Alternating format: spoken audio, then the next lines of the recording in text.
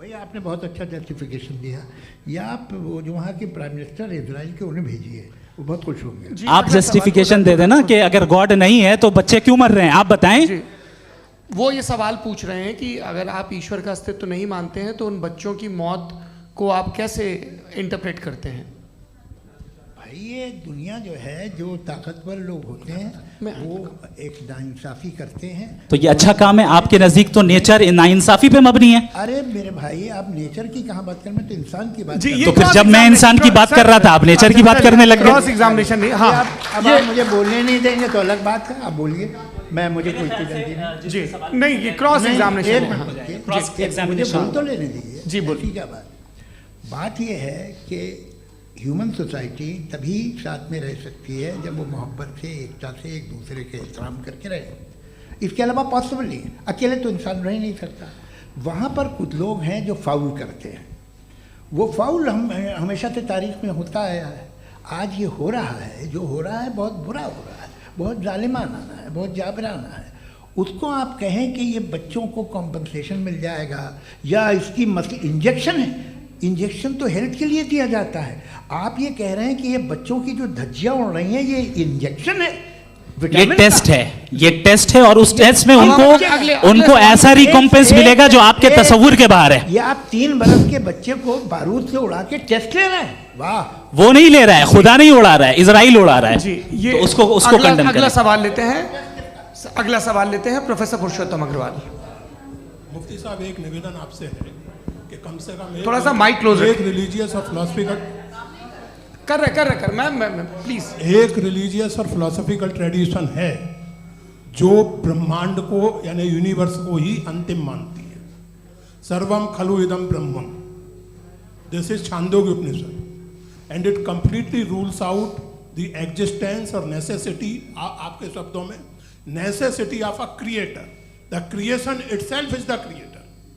तो एक minute please. दूसरा जो सवाल आपने अभी, जो आप बार बार कह रहे हैं कि भगवान विद्वान भी है, वाइज, सब जानने वाला, तो अगर विजडम में दुनिया भर के पापों और अत्याचारों को बर्दाश्त करना शामिल है, तो फिर इसका मतलब ये हुआ कि अगर मैं फ्री विल से उसको अपोज करता हूं तो ईश्वर की विजडम और मेरी फ्री विल में कॉन्ट्राडिक्शन है। Because when I am opposing whatever is happening in Gaza, then I am opposing the God's will और गॉड्स विजडम। जवाब लेते हैं क्योंकि तो गॉड की विजडम में, एक मिनट सर प्लीज सर, ये एक जुमला, गॉड की विजडम है कि गाजा में जो कुछ हो रहा है वो हो रहा है, मैं उसको अपोज कर रहा हूं, तो मैं गॉड की विजडम के खिलाफ जा रहा हूं। एक सवाल। दूसरा ये नहीं, आपने 2 ऑलरेडी। सर आप और सवाल कर लें, लेकिन मुझे 2 जवाब दे। पहले आपने ये कहा, सुनिए मेरी बात सुनिए। इजराइल के गॉड के मुताबिक तुम्हारा ठीक हो रहा है ना? नहीं हो रहा है, ठीक नहीं हो रहा है, मैं बता रहा हूँ क्या हो रहा है। आप तशरीफ रखिए, मैं बता रहा हूँ क्या हो रहा है। Let me complete please. एक सेकंड गाइस, एक सेकंड। ये देखिए, ऐसा है कि ये सब बड़ा आपस में विचार विमर्श के बाद ये तय हुआ था कि कुछ नियम बना लिए जाएं ताकि एक टाइम बाउंड बातचीत चले। और भाई साहब, आप बड़ा ज़रूरी काम कर रहे हैं लेकिन कैमरे के फ्रेम में आके उस काम को गड़बड़ कर दे रहे हैं। ठीक है गुरु, अब मेरे को कहीं का गुस्सा कहीं निकालना था, सॉरी। नहीं, कोई गुस्सा नहीं है जी। तो प्रोफेसर ने सवाल पूछे, आप उनके जवाब दें, और थोड़ा ये सब लोग थोड़ा ख्याल रखें भाई, सवाल संक्षिप्त रखें जी। आपने 2 सवाल किए। सबसे पहला ये कहा कि हमारे पास ये कॉन्सेप्ट है कि ये यूनिवर्स खुद नेसेसरी बीइंग है, creation itself is the creator. How irrational is this कि मैं एग्जिस्ट करूंगा बाद में, लेकिन अभी एग्जिस्ट कर भी रहा हूं, यानी एक ही टाइम में एग्जिस्ट भी कर रहे हैं, नहीं भी कर रहे हैं। This is not true. दूसरी चीज आपने कहा कि अगर इजराइल में, सॉरी माफ कीजिएगा, Israel doesn't exist, occupied Palestine में अगर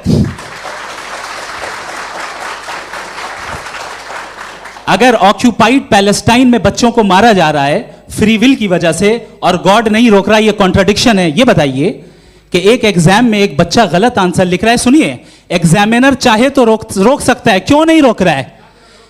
ये कॉन्ट्रडिक्शन है, ये कॉन्ट्रडिक्शन नहीं है। माइक नहीं सर, ये आपस में जी, ये क्या आपका सवाल? माइक दीजिए। फ्री विल दिया गया है टेस्ट के लिए, अकाउंटेबिलिटी के लिए। अगर फ्री विल नहीं होता तो आप कहते हैं हमें रोबोट बना दिया गया। नॉट मिसरिप्रेजेंट माय पोजीशन, आपकी जो भी पोजीशन, मैं अपनी फ्री विल के नाते अपने ह्यूमन विजडम के नाते गाजा में हो रही अत्याचार का विरोध करता हूँ। बिल्कुल करना चाहिए। आपके हिसाब से मैं गॉड की विजडम का विरोध कर रहा हूँ? बिल्कुल नहीं, समाज हो रहा है गॉड की बिल्कुल भी नहीं, बिल्कुल भी नहीं। उसका वहां पर गाजा में कत्ल होना ये इंसानों के गलत इस्तेमाल का नतीजा है, फ्री विल के इस्तेमाल का नतीजा है। गॉड इसका हुक्म नहीं देता, उससे रोकता है। यही तो मसला है ना, आपके लिए कॉन्सेप्ट क्लियर नहीं नहीं भाई, आपने तो बताया था इंजेक्शन लगाने से बच्चे को तकलीफ होती है, ये इंजेक्शन लगा। सर आप ऐसे रेटोरिक स्टेटमेंट दें तब तो कोई मसला नहीं समझते रहेंगे। This is a rhetoric statement, this is not a logical argument sir. I am sorry, I am sorry. आखिरी 30 मिनट बड़े मुश्किल होने वाले हैं। जी मुफ्ती साहब आगे बैठे हैं, इनको माइक दीजिए। हाँ तरुण, माइक आप अपने पास रखिए, आपको कैमरे का फ्रेम पता है जी। सबसे पहले दोनों को मुबारकबाद। एक सर अपना आप नाम बता दें। आप अमेरिका में शिकागो में रहते हैं, इतना मुझे याद है। बताया आपको, यासिर नदीम अलवाजदी मेरा नाम है। जावेद सर आपसे एक क्वेश्चन है इन्फिनिट रिग्रेस के ताल्लुक से। एक हाइपोथेटिकल सिनेरियो है, मसलन अगर आप सर माइक थोड़ा सा प्लीज क्लोज रखिए। ओके जी। अगर आप शायर इसलिए हैं कि आपके कोई उस्ताद शायर थे, और वो इसलिए शायर थे कि उनके कोई उस्ताद शायर थे, और इसी तरीके से हम माजी में पीछे चलते चलते चले जाएं और कहीं ना रुकें, तो माफ कीजिएगा आप कभी शायर नहीं हो सकते। लेकिन आप शायर हैं, आपका शायर एग्जिस्ट करता है, इसका मतलब ये है कि आप कहीं ना कहीं रुके हैं। तो मेरा सवाल ये है कि क्या आप इन्फिनिट रिग्रेस ऑफ कॉजेस को लॉजिकल फैलेसी मानते हैं या नहीं मानते? हाँ या ना?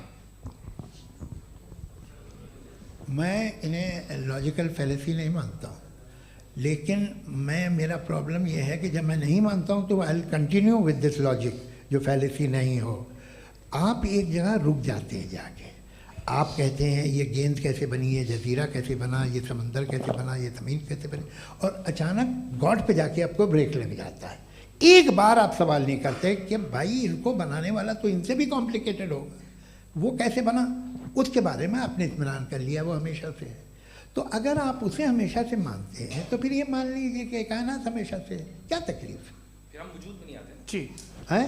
हम मौजूद नहीं। अच्छा सर क्यों नहीं हो मैं सकते? बताऊंगा प्लीज प्लीज। जैसे मैंने मिसाल दी आपके शेर, आपका शेर कभी वजूद में ना आता अगर शायर इसी तरह चलते रहते हमेशा। जी माइक मेरे ख्याल से एक सेकंड। इन्फिनिट रिग्रेस का कॉन्सेप्ट क्लियर नहीं हो पाया, ऐसे रहने दें, लेट्स मूव ऑन सर। ठीक है। हाँ थोड़ा सा मॉडरेटर का भी ख्याल रखें। नहीं आपने तो रखा है, आपने रखा है। यहाँ पे गौहर रजा साहब हैं, वो भी एक सवाल पूछना चाहते हैं।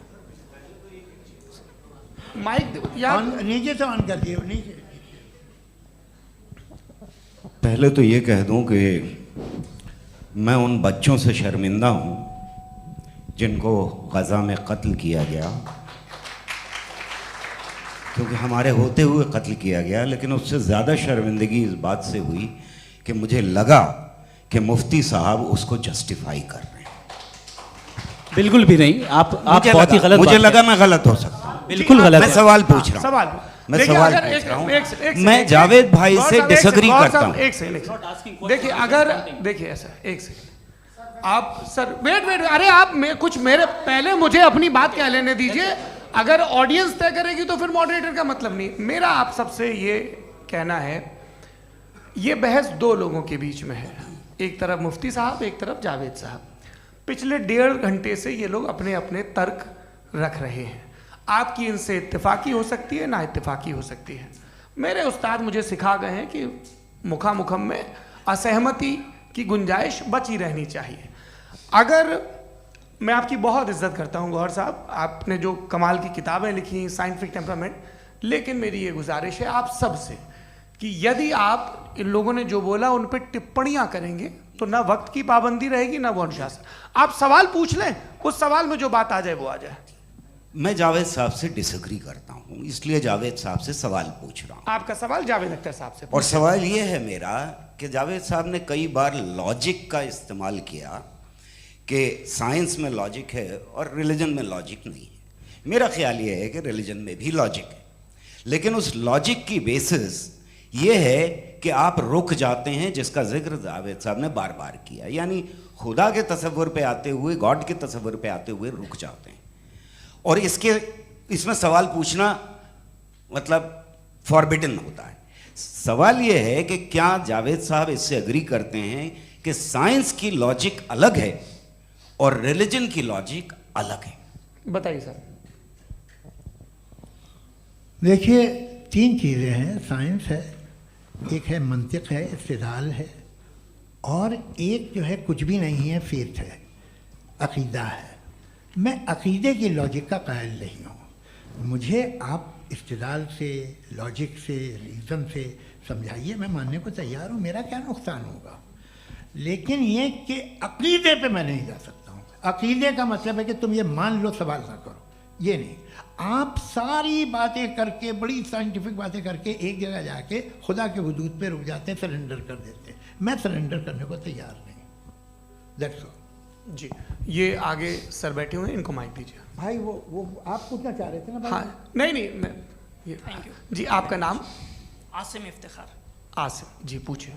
सर, जावेद सर से सवाल है कि आपने अपने क्लोजिंग माइक थोड़ा करीब रखिए। अपने क्लोजिंग स्टेटमेंट में बात कही थी कि मज़हब का जो फ्यूचर है वो ज़्यादा दिन नहीं जाने वाला है, लेकिन मैं देख पा रहा हूँ कि जो ऑक्सफोर्ड यूनिवर्सिटी की एक स्टडी है 2011 में हुई है, जिसके 50 एकेडमिशियंस ने इसको अंजाम दिया था, उसमें वो ये कहते हैं कि जो फेथ इन गॉड है वो इनबिल्ट है ह्यूमन नेचर के अंदर, जिसको हम कहते हैं फितरत के अंदर शामिल है वो।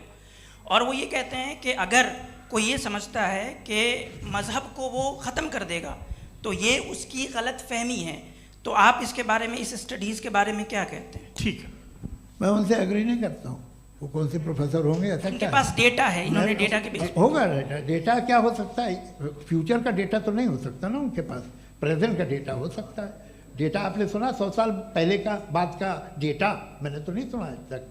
तो आज उनकी ये राय है और होगी राय, ठीक है। दुनिया में तरह तरह की राय है लोग, लेकिन मैं समझता हूँ कि वक्त के साथ इंसान ज़्यादा से ज़्यादा रीज़नेबल और लॉजिकल होता जा रहा है।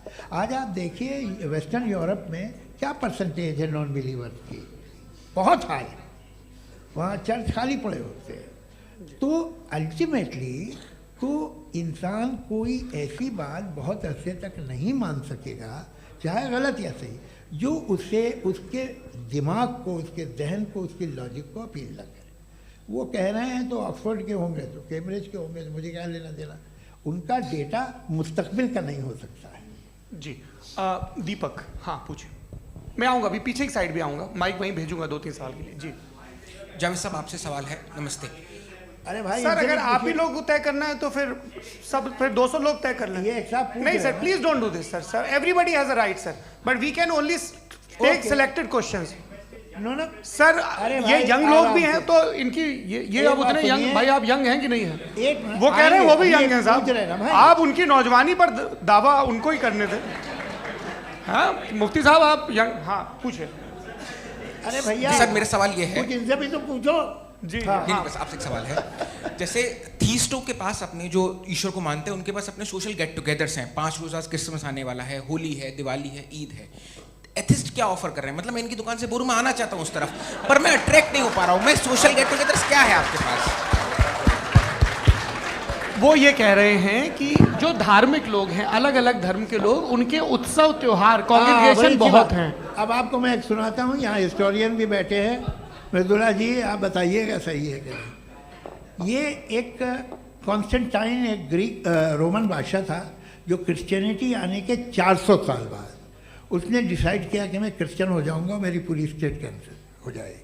उस ज़माने में ऐसे ही होता था, राजा जो धर्म इख्तियार करता था वो जनता भी कर लेती थी।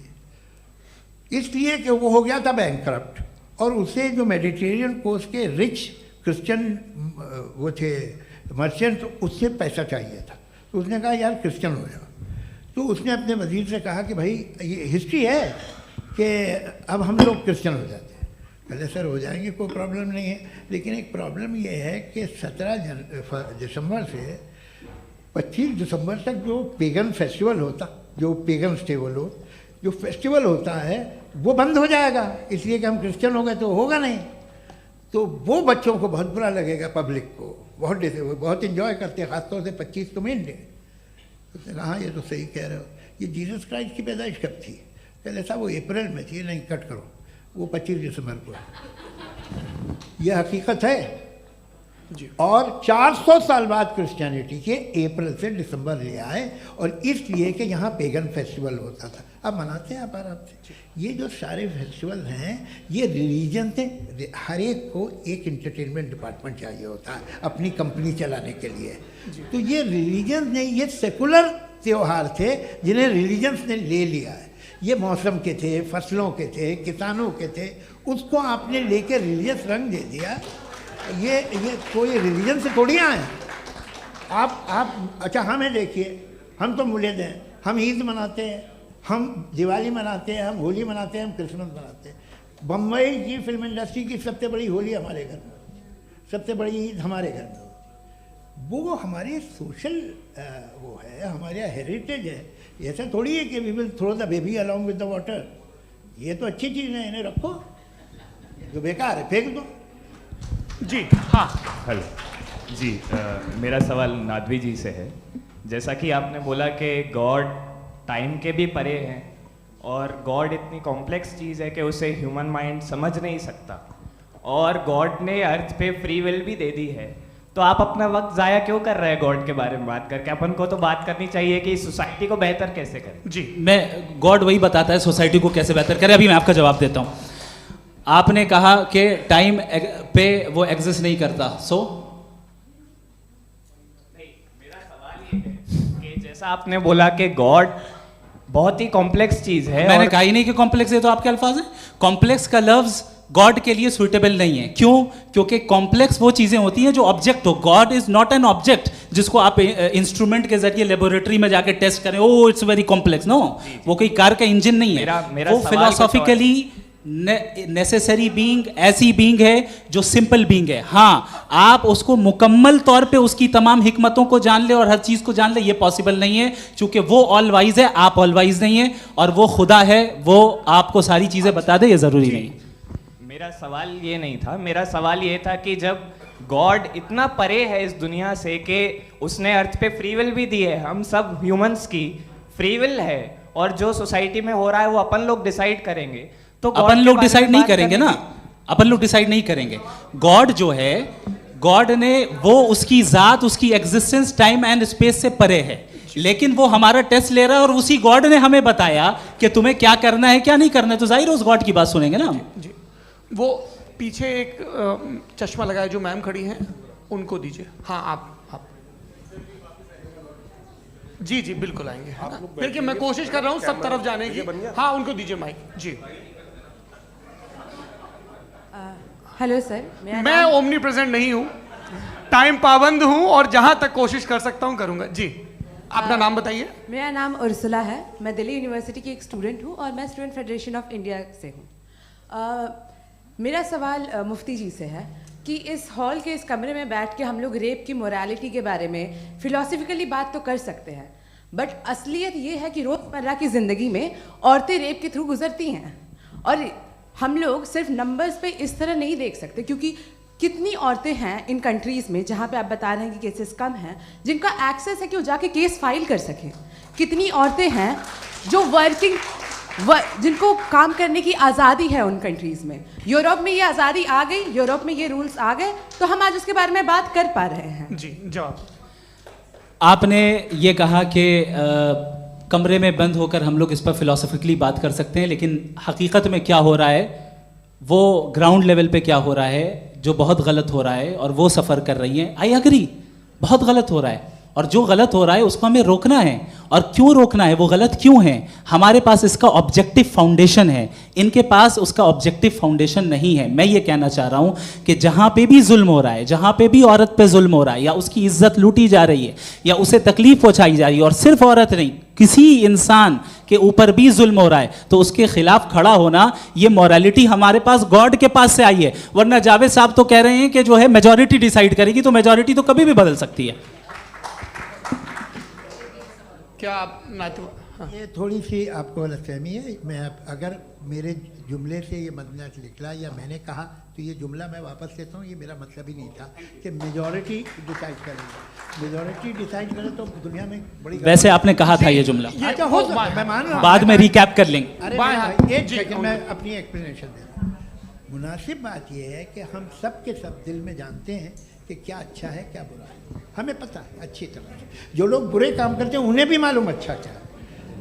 यही तो सवाल था हजरत कि फिर ये मोरालिटी आई कहाँ से? Cross examination. हाँ जी हाँ। मोरालिटी साथ रहने की डिजायर से आई है। यानी साथ रहकर जो कुछ कह दे, जो कुछ कर दे, वो हो जाएगा? नहीं नहीं, तो आप कायदे से रह ही कर सकते हैं जब तक लोगों में मोरालिटी हो, वरना क्यास हो जाएगा। ये आपको कैसे पता? जी हमने देखा ना जहाँ मोरालिटी का क्यास हो गया, हम देखते हैं। कहाँ पे देखते भाई हैं? दुनिया में आप जो ये- कह रहे हैं आप एक अभी कहीं मैं पे आप अगर लोगों गलत को हो रहा है इस बहस तो के उसको बाद आप में गलत लोगों देखिए। को आप सर मुफ्ती आप साहब, मैं- एपिस्टेमोलॉजी मुफ्ती की साहब, बात मुफ्ती कर रहे हैं, मैं साहब, ऑन्टोलॉजी अरे की बात मुफ्ती कर रहा साहब, हूँ। मैं इस बहस के फाउंडेशन बाद क्या आप है? दोनों लोगों को चाय पे फाउंडेशन होस्ट करूंगा, वहां पे क्रॉस एग्जामिनेशन कर लीजिएगा। अभी ऑडियंस का हक मार रहे हैं आप लोग भाई, सर जस्ट लोग हैं आप लोग। और ये भाई ये एक हाँ बच्चे उधर को- उधर आएंगे, उधर इनको आएंगे। भी। जी सर आएंगे आएंगे। अच्छा सर मेरा नाम लईकुर रहमान है और मैं अलीगढ़ मुस्लिम यूनिवर्सिटी का स्टूडेंट हूँ। और जहाँ तक मुझे पता है कि sir you are also product of Aligarh Muslim University. मैं भी उसी चमन का बुलबुल हूँ। हाँ सर, तो बड़ी खुशी हुई मुझे जान करके कि मैं आपसे मिलूंगा। सवाल सर मेरा सवाल ये है, सर सैयद अलैहि रहमा का नज़रिया ये था कि खुदा के वजूद को अक़ल के दायरे में रह कर के तलाश करना, न कि पूरी तौर से उसका इनकार कर देना। Sir how will you define it? नहीं तो ये तो आप इन्हें बताइए। ये सर, अक़ल सवाल में रह आपसे। के खुदा का वजूद साबित कर रहे हैं। तो सर आपने सैयद इनकार मना किया। कर रखा है, इस वजह से मेरा क्वेश्चन उन्होंने यही सर से एक सेकंड, सर सैयद ने यही कहा ना कि अक़ल से आप खुदा के वजूद को साबित नहीं कर सकते, यही कहा ना भाई। वो उन्होंने कहा कर सकते हैं और वो कर दिया गया आज। वो फोन दो। तलाश करना या साबित करना अक़ल से अक़ल से नहीं सर हो सर सकता। अरे सवाल तो सुन लीजिए जी। अक़ल से नहीं हो सकता है, यही कहा ना आपने। अकल से हो सकता है। अरे वो यही कह रहे हैं भाई, आप बता रहे हो सकता है, वो तो कुछ और। आप अगर सर देखो नौजवान फोन ले लो, इतनी कमाल की यूनिवर्सिटी है। अरे भाई दे दो मेरी उन्हें बात जरा तो- एक मिनट, अरे दे दो मेरे भाई माइक। मेरी बात सुनो, नहीं, माइक मैं पे समझ- बोलो ताकि जो लाखों लोग देख रहे हैं माइक दे दो ना। अरे देंगे ना माइक, तुम ठहरो तो। हाँ सर मेरा सवाल ये था कि सर सैयद अलैहि रहमा का एक नज़रिया था अपना कि खुदा का जो वजूद है उसको अक़ल के दायरे में रह कर के तलाश करना है, न कि पूरे तौर से इनकार कर देना है। ये उनका कॉन्सेप्ट था। लेकिन मेरा सवाल ये है कि आप इसको कैसे डिफाइन करते हैं, एक्सप्लेन कैसे करेंगे? मैं आपसे जानना चाहता हूँ, क्योंकि you are the product of Aligarh Muslim University. मुझे अक़ल के दायरे में रख के मैंने बहुत तलाश की, मुझे मिला नहीं। हाँ ये इधर उधर वो चश्मा लगाए जो, हाँ उनको दे दीजिए। जी जी फटाफट पूछिए, बस 5 मिनट है, 5 मिनट में खत्म हो रहा है। हाँ अस्सलाम वालेकुम मुफ्ती साहब। एंड मेरा सवाल जावेद अख्तर साहब से। क्या नाम है आपका? अरे भैया सब मुझे तो पूछ रहे हो। फैज पूछिए फैज साहब। तो मेरा सवाल ये है कि अभी जो एथियस्ट है वो problem of evil argument use कर रहे हैं अगेंस्ट मुस्लिम्स, राइट? कि इस दुनिया में इतना सारा ईविल है और अगेंस्ट मुस्लिम तो यहाँ अगेंस्ट थियस्ट। हाँ थोड़ा सा करेक्ट कर लीजिए भाई, पूरी मशक्कत ही इसी बात की थी कि किसी एक मजहब पे बात ना टिके। जी तो बेसिकली ये आर्ग्यूमेंट ऐसा है कि इस दुनिया में इतना ज़्यादा ईवल एग्जिस्ट करता है और अगर एक ऑल गुड गॉड है तो वो रोकता क्यों नहीं है? लेकिन इस सवाल में एक हिडन अजम्पशन ये है कि इस दुनिया में ईवल एग्जिस्ट करता है। अब एथियस्ट ये कैसे ऑन्टोलॉजिकली प्रूव कर सकते हैं कि इस दुनिया में ईवल एग्जिस्ट करता है? मैं आपको बताता हूँ, थोड़ा सा समझा। नहीं सर आप हम लोग इनको सुनने आए। नहीं please don't do that. I want to explain ontologically. नहीं हम समझ गए सर, इनको अब जवाब देने दीजिए। अच्छा सवाल पूछ लो। मैं अभी तक क्या था वो मैं थोड़ा सा ऐड ऑन कर लेता हूँ। तुम गुरु, तो हम जब इसका राउंड 13 करेंगे ना तब तुमको स्टेज पे बिठाएंगे। जी तो हाँ जल्दी से। तो देखिए एथियज्म के हिसाब से सब कुछ रैंडमली बन गया है, सब कुछ एटम्स और मॉलिक्यूल्स है। एक पत्थर में और मुझ में सिर्फ इतना फर्क है कि हम लोग एटम्स और मॉलिक्यूल्स का अलग अलग रीअरेंजमेंट है। अब एक पत्थर को कोई इंसान तलवार से 2 टुकड़ों में काट दे या मुझे, according to atheism it is same. There is no evil and good according to atheism. जी अच्छा फैज साहब का सवाल ये है कि हाँ कोशिश भी करते तो इससे गलत सवाल नहीं कर पाते। एक लाइफ फॉर्म है और लाइफ फॉर्म में फीलिंग्स हैं, मतलब लाइफ फॉर्म सुनता है, देखता है, टेस्ट कर सकता है, फील कर सकता है। तो उसकी जो ये जो क्वालिटी इस बबल में आ गई हैं वो जानवर में भी है, इंसान में भी है। तो जाहिर है कि उसे कोई तकलीफ पहुंचेगी, तो चूंकि उसके पास वो सेंसिटिविटी है तो मैं करेगा। पत्थर में वो सेंसिटिविटी नहीं है। तो ये क्या सवाल हुआ कि अगर पत्थर को काटा तो पत्थर को तकलीफ नहीं होती, तो आपको काटे तो आपको क्यों तकलीफ हो? बैठ जाइए। जी हाँ अगला सवाल। हाँ पूछे जी जावेद अख्तर साहब। अरे भैया सब आप लोग मुफ्ती साहब को छोड़ रहे हैं, मेरे ही पीछे पड़े हैं क्या? फिर चलो बोलो भाई। You asked how God can exist when children die in Gaza. हाँ? You asked how God can exist when children die in Gaza, and you also mentioned the rise of atheism in Europe. But the same events also are leading many atheists and non-believers to turn towards faith. How do you interpret this contradiction, where suffering pushes some away from God, yet brings others closer to belief? देखिए, आपको एक बात बताऊं, दुनिया perfect तो कहीं भी नहीं है, हर जगह कुछ खामियां हैं। बेटा एक मिनट, मैं आप ही को कहेंगे, देखो वो तो कुछ खामियां, कमज़ोरियां, खराबियां सब जगह है। लेकिन अगर देखोगे ईमानदारी से कि दुनिया सबसे ज़्यादा महज़ब कहाँ है, एक आम शहरी को कहाँ हुकूक हासिल हैं, वो बोल सकता है, अपनी मर्ज़ी से काम कर सकता है, अपनी मर्ज़ी से राय दे सकता है, हुकूमत के ख़िलाफ़ बोल सकता है, बरसरे इक़्तिदार लोगों के बारे में बोल सकता है, सरमायादारों के ख़िलाफ़ बोल सकता है। तो आपको ये स्कैंडिनेवियन कंट्रीज़ में मिलेगा, वेस्टर्न यूरोप में मिलेगा। मैं नहीं कह रहा वो परफेक्ट है, बिल्कुल नहीं, वहाँ बहुत ख़राबियाँ भी हैं, परफेक्ट तो कोई। लेकिन जिन जिन मुल्कों में, लैटिन अमेरिका देखो, गल्फ़ देखो, वहाँ पर आपको ये ज़रूर है कि रेप नहीं होते होंगे। रेप की ज़रूरत क्या है भाई, उसको तो ख़रीद लो, घर में रखो, सड़क पर रेप करने की क्या ज़रूरत है। मगर सुनिए सुनिए सुनिए, मगर हकीकत ये है कि वहाँ शख्सी आज़ादी राय देने की, बोलने की नहीं है। जी, ये एक आखिरी सवाल मुफ्ती साहब से। हाँ मैम, इनको माइक दीजिए। शुक्रिया। मेरा नाम मनीषा है, मैं हरियाणा से आई हूँ। मैं मुफ्ती साहब से एक बात पूछना चाहती हूँ। आप बार बार जावेद साहब को कॉन्ट्राडिक्ट तो कर रहे हैं कि आपने ये कहा, लेकिन आप भी अजम्पशंस के बेसिस पे बात कर रहे हैं। आपने खुदा के होने का कौन सा प्रूफ पेश किया है, खुदा की एग्जिस्टेंस का? अब इस सवाल को अलग रहने दीजिए, कौन एथीस्ट है कौन नहीं है। और दूसरी बात जो आपने एक छोटी सी कही थी कि ये फ्री विल का इस्तेमाल करता है इंसान अपनी, लेकिन इस फ्री विल का इस्तेमाल में मतलब खुदा ने ये दे दी सबको ये इजाज़त कि वो कितना घिनौनापन और कितने ज़्यादा ख़राब से ख़राब तरीके इस्तेमाल कर सकते हैं। जवाब सुनते जी।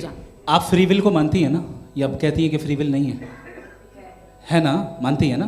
तो अब आपके पास इसका कोई एक्सप्लेनेशन नहीं है कि अगर एक इंसान उस फ्री विल का इस्तेमाल करके गलत काम कर रहा है और बच के अच्छी ज़िंदगी गुजार के निकल जा रहा है, उसका कोई रिकम्पेंस नहीं है। हमारे वर्ल्ड व्यू में जो इंसान गलत काम कर रहा है उसको भी रिकम्पेंस यानी उसका बुरा बदला मिलना है, और जो सही काम कर रहा है उसको सही बदला मिलना है।